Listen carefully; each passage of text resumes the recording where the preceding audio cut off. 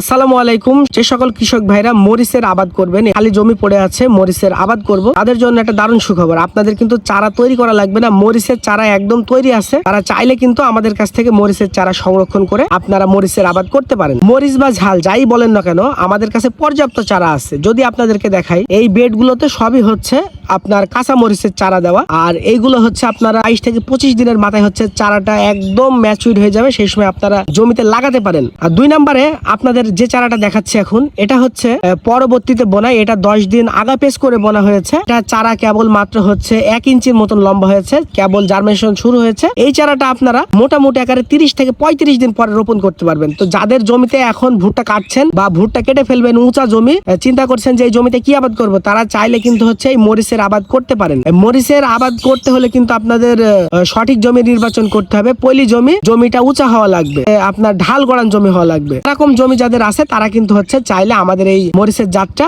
আবাদ করতে পারে। আর যারা ঝাল মেহেরপুর জেলাতে বেচা কিনা করেন, তাদের উদ্দেশ্যে আর একটা কথা বলতে চাই। এই যে মরিচের চারাটা আপনারা দেখছেন, এই চারা থেকে যে ঝাল উৎপাদন হবে, এই ঝালটা মেহেরপুর বাজারে প্রচুর পরিমাণে চাহিদা, সব সময়তেই চাহিদার সাথে বেচা কিনা হয়ে থাকে। তাই বলছি এই সকল কৃষকরা মরিচের আবাদ করবেন, চারা নিয়ে টেনশন করবেন না। চারা আমাদের কাছে পর্যাপ্ত আছে। এখন থেকে পুরো 60 দিন পর্যন্ত আমাদের চারা হচ্ছে আমরা প্রোভাইড করতে পারবো।